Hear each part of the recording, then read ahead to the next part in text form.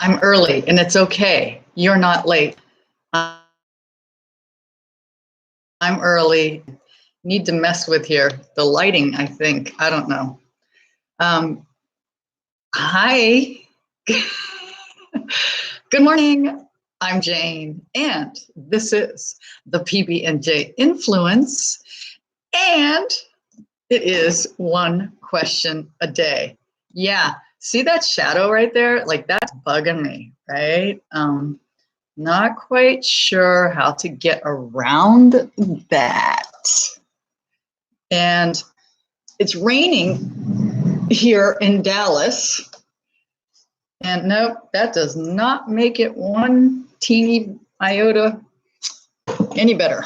I'm messing with my lighting. I've got a ring light right here.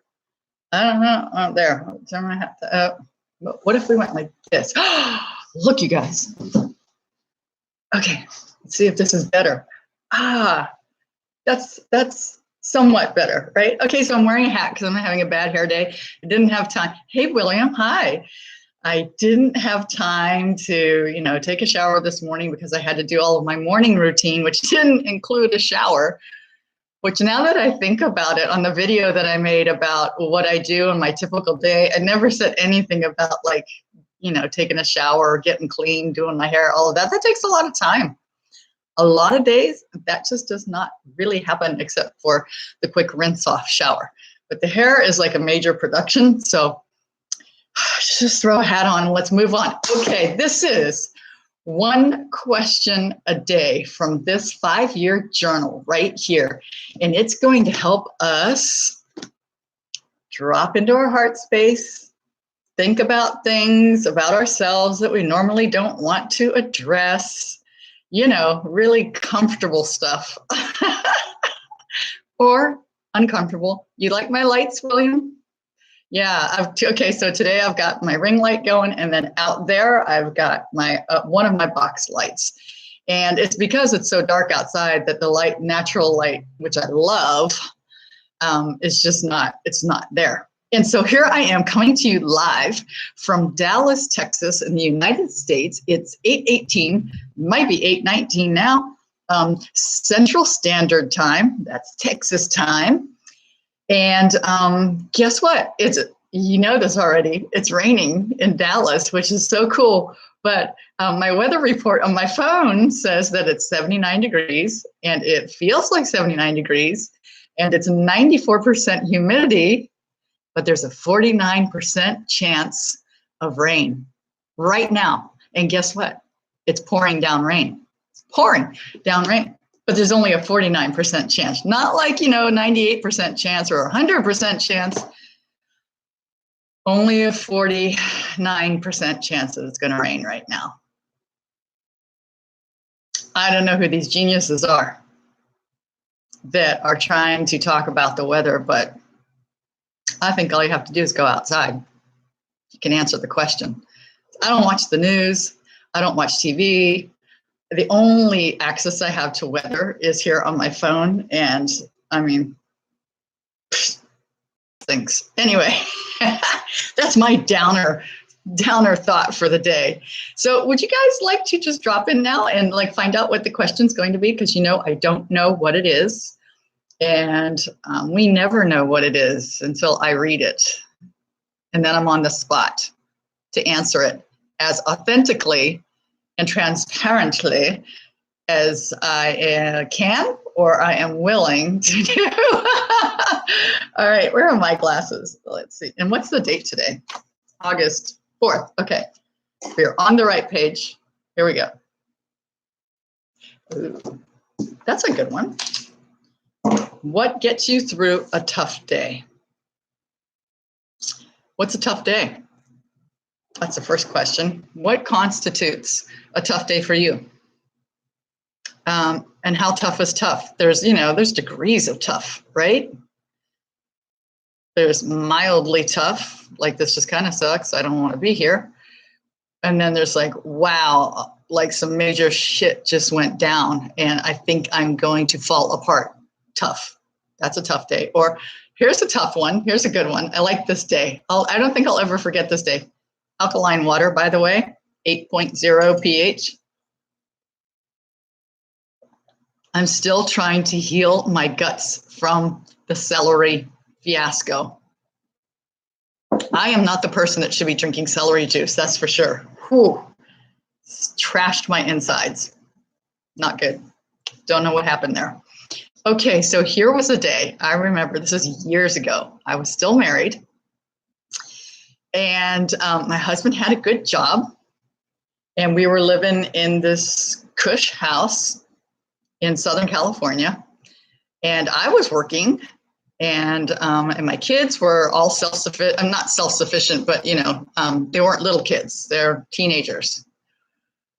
And I am working with horses, so I'm in a stall with a horse, and the phone rings, and it is my landlord who says, "Hey, we just want to let you know that your lease, when your lease is up in a month, you're going to have to move because we're moving back in. We're going to reoccupy the house," which we never thought would happen.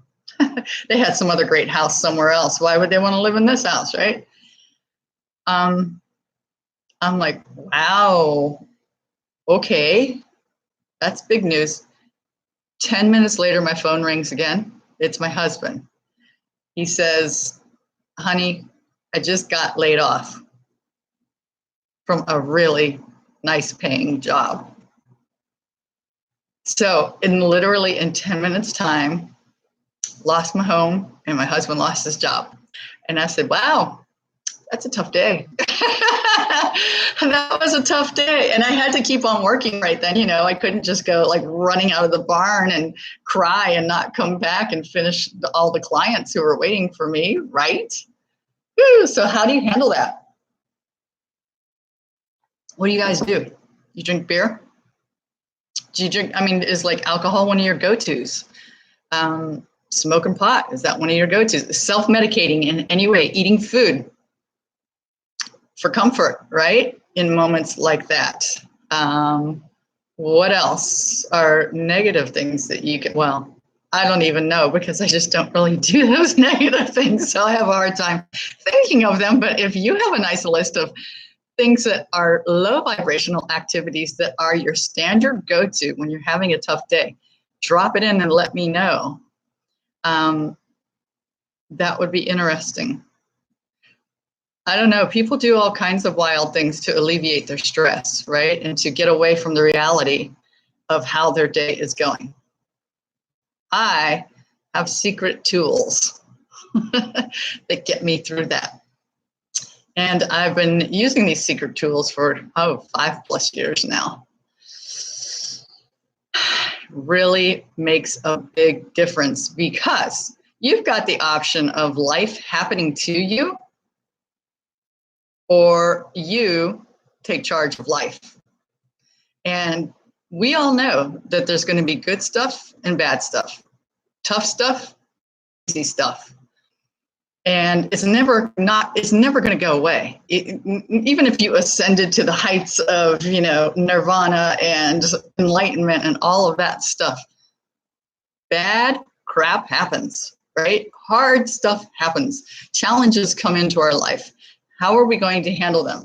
And I think the biggest thing that drives that for us is our emotion and our lack of emotional fitness. Yeah, like your emotional intelligence, it's a real thing. It's called EQ. Yeah, no, that's not right. IQ, EQ. Yeah, your emotional quotient, you know. What is your emotional intelligence, your emotional fitness level? I'm going to say a lot of us are stuck around 4 years old, 5 years old, maybe 11 years old, 12 years old. I know my first husband, I always said, oh my gosh, you are so 12 years old. Like the guy was 24 and was acting like 12 years old all the time. It was, you know, it was obvious.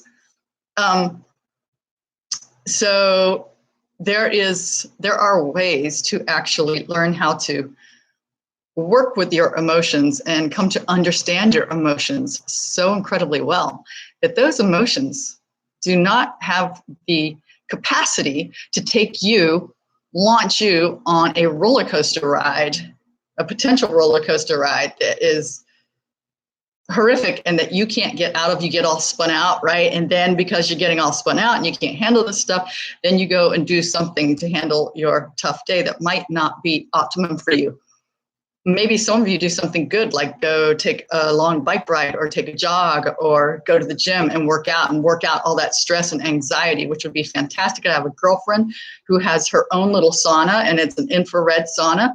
And she goes in there and sweats the crap out of herself and comes out like, oh, super healthy. Good idea. There are healthy things that you can do. I just happen to engage in meditation and some yoga type movement and mantra, which is chanting. Well, I know, chanting and using the sound current of my voice, which rewires my entire physiology and brings me into a place where I'm really, really centered, like really centered. So when that wave of tough day comes in, right, I do this and then I go, boom. Now I'm here. Okay, let's deal with this. And so, I don't know. That's what I do. Okay, now when something tough happens, do I run into, I'm gonna shut the door and go to mantra and then come out? No. I prepare myself each day. I get up. I've been getting up now.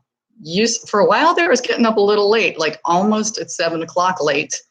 Now I'm back again to my morning, getting up early. I'm up by 5:30 and I am doing my yoga and I am doing my chanting and I'm doing my meditation. I'm doing my breath work, as a matter of fact, too. Breath of fire. Very, very important. And all of those things for me might not work for you, but all of those things for me are what prep me for the day, no matter what wave of stuff is going to come in and try to knock me off my feet. And maybe for a moment it might, but then I get centered. Okay, you want a little tidbit of information? I had one of those days yesterday, and it happened at I don't know what time, 7:30 or something like that yesterday, my time.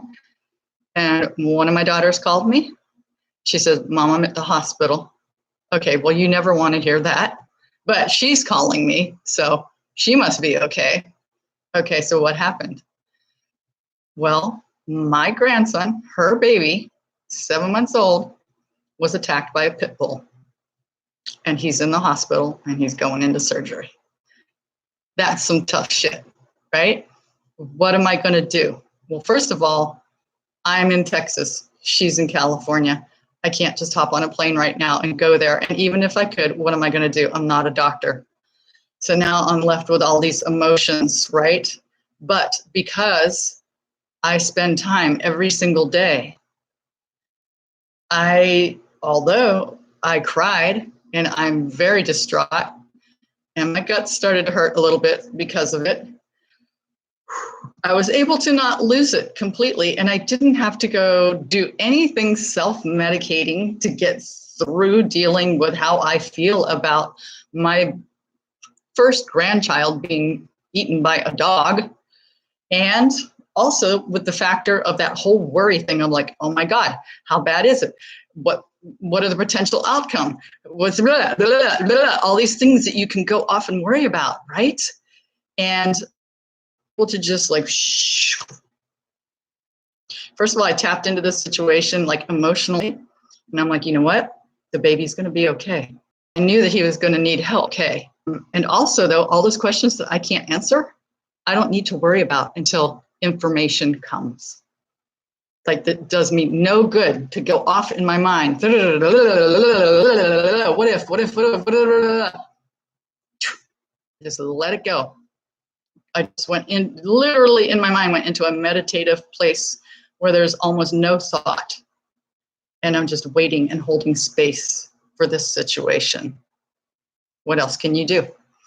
So I could have lost a ton of sleep. I could have lost a couple of pounds overnight worrying about this. But I was able to just resort to that space in me that I know about. Yeah. So I don't know. This is really good. See, this is what we need. This is what my stuff is going to all be about on my digital courses that I'm making, is like how to deal with this human thing, this avatar, this thing that we're in that has the potential to run us mentally and emotionally. And we learn how to flip the tables and operate this whole thing. And that we never learn in school. No one teaches you how to understand you and every facet of you and every trigger, possible runs, all these things that make us run. I mean, I could go really deep. You're just going to have to buy the course because it's really good stuff, but the course isn't ready yet. Just hang on. I'll let you know. It's good, super bitch and awesome, and it's going to help you to really, really take charge of your life as a human, to get a grip on yourself. It's super exciting, isn't it? Oh my gosh, I have been jabbing from my jaw for the last 15 minutes now, you guys, and I am going to call it a day. Be sure to subscribe.